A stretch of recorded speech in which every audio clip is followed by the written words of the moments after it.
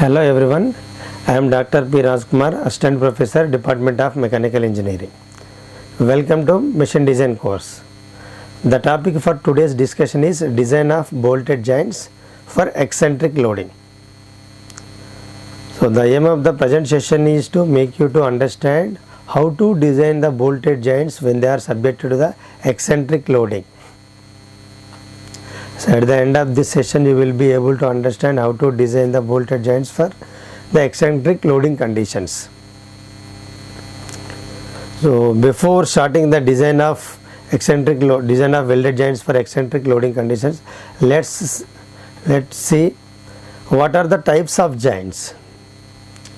See, whenever we require a joint for a structural applications or for joining any of the two components, we have two options. One is permanently we can join or temporarily we can join. So the joints such as welded joints, riveted joints and adhesive joining, it comes under the category of permanent joining. And the temporary purpose like bolted joint, screws, cotter and press fit, that means just tightly pressing it. So these comes under the category of the temporary. That means temporary means whenever you want you can easily separate them. Whereas in the permanent you require lot of forces to separate them. For example, if you join two plates using welding, it is not that much easy to separate same plates once it is welded.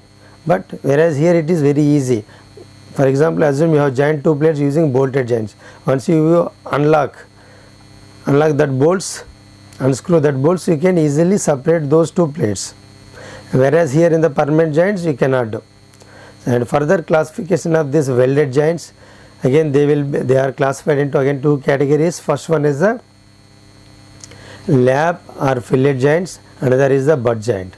Again here the butt joint is classified again as square butt, V butt, U butt, inverted U, like the different classification is there in the butt joint.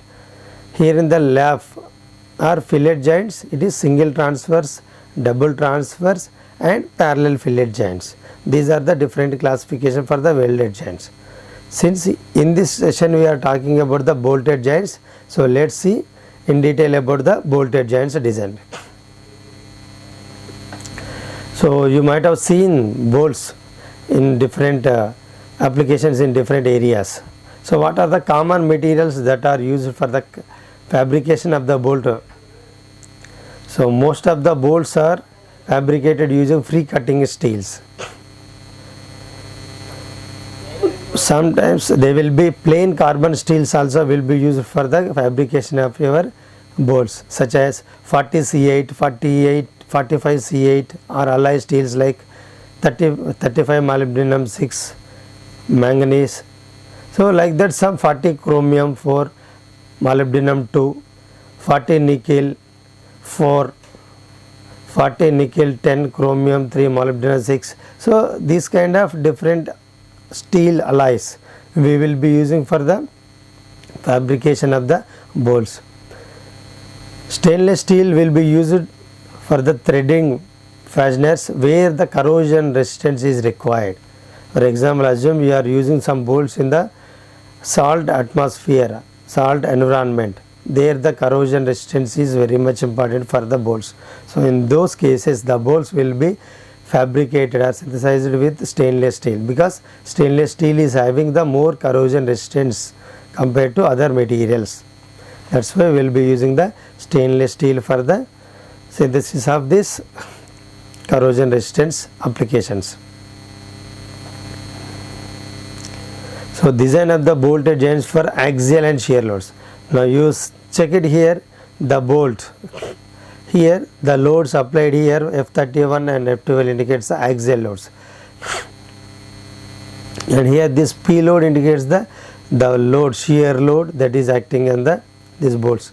This is like shear load, here it is acting in this area, shearing area. This area comes under shearing area.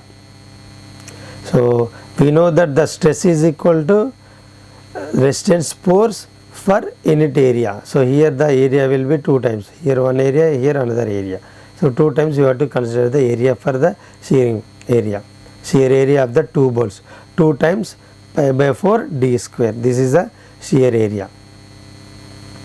And in the tensile loadings, the load is stress into your area. So stress is nothing but sigma yt by factor of safety into area by for DC.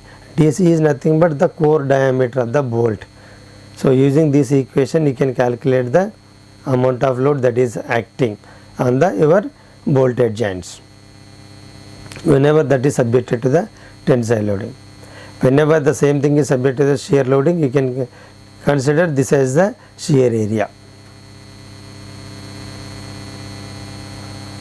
So let's see one small example here. Two plates, one plate and second plate. Two plates are fashioned by means of two bolts as shown in figure. Determine the size of the bolts if the load acting on them is P is equal to 5 kilonewtons. So we know that what is the formula? P is equal to the area into the stress. So what they are asking? They are asking us to calculate the diameter of the bolt. Since P is given, D is unknown, tau we have to find out. So how to calculate the permissible shear stress? It is shear load by your shear stress by factor of safety, sigma y. If you want to know sigma ys, then you know that sigma yt by 2 gives you the sigma ys. So for this material, bolt material, you can calculate the sigma yt, yield strength value from the standard design data books, and substitute that value, you will get the sigma ys, and you substitute that value in this equation, you will get the tau value. For example, if sigma yt is, let us say 100 MPa, then you will get the sy is equal to 100 into 0.5, that means 50 MPa you will get it. So by substituting that value in the tau equation, you will get 50 by 2. Let us say the factor of safety is 2, so you will get 25 MPa is your tau value, and substitute that value in this equation. So tau is known, P is known, only unknown is the D. So from this equation you can calculate the what is the value of the D. This one bolt subjected to the P loading, you have calculated the diameter value.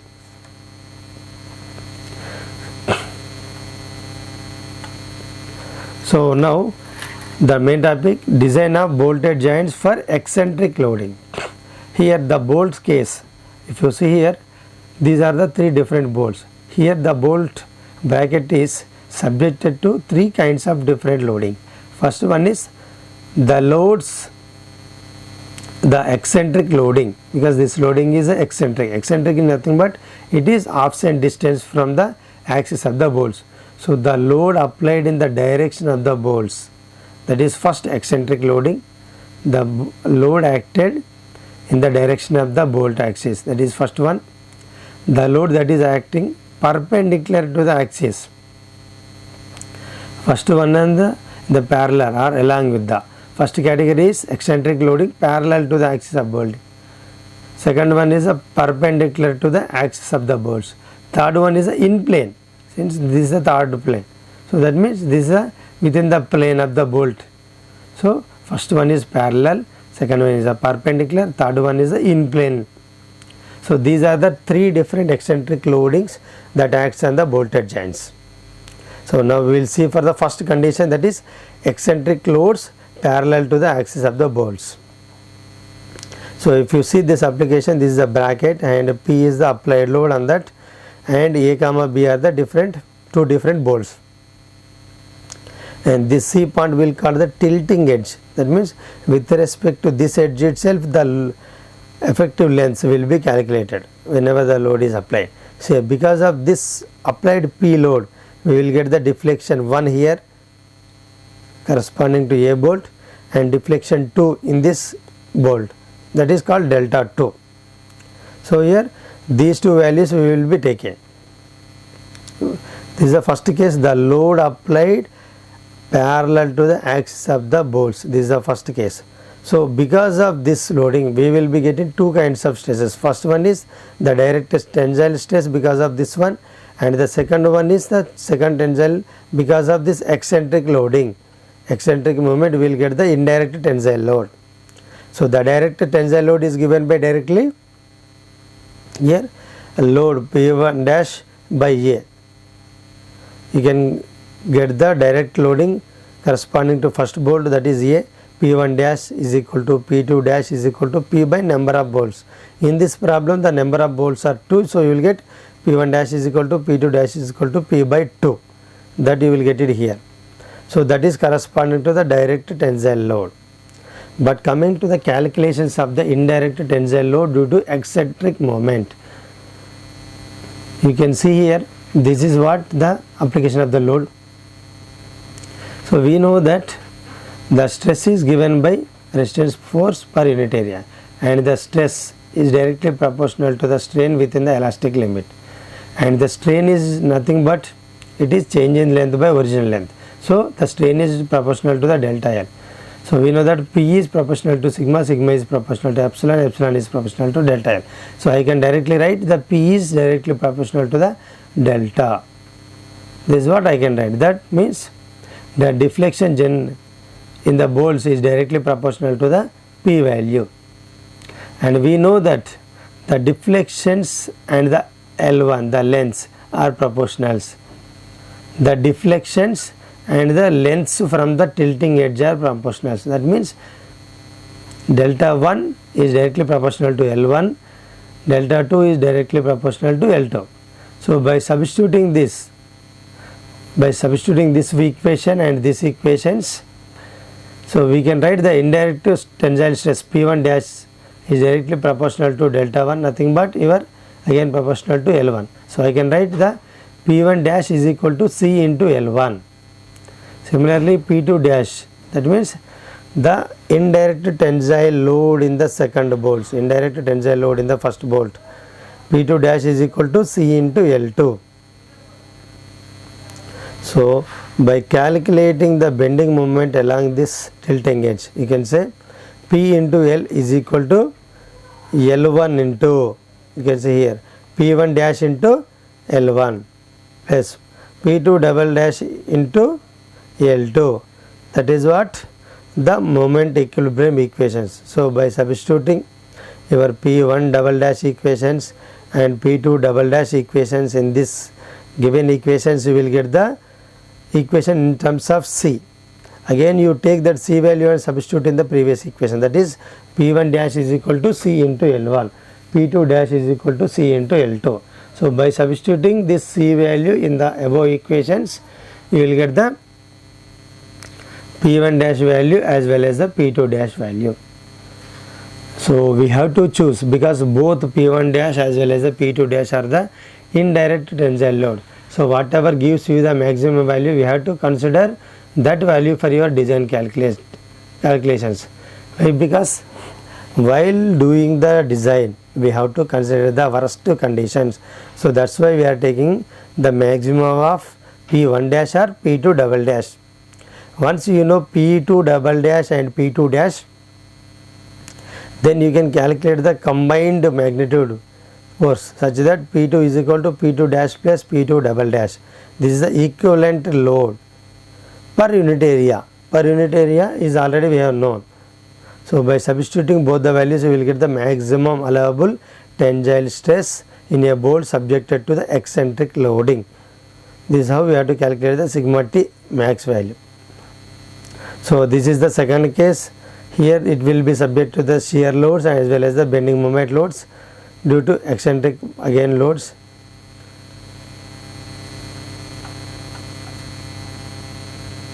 These are the second and third cases.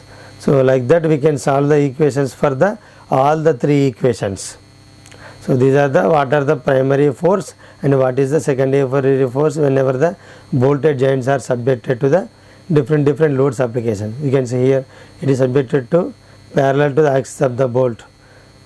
This is perpendicular to the axis. This is in the plane. So like that we will get the all the 3 into 2 6 equations we will get to solve the different kinds of problems.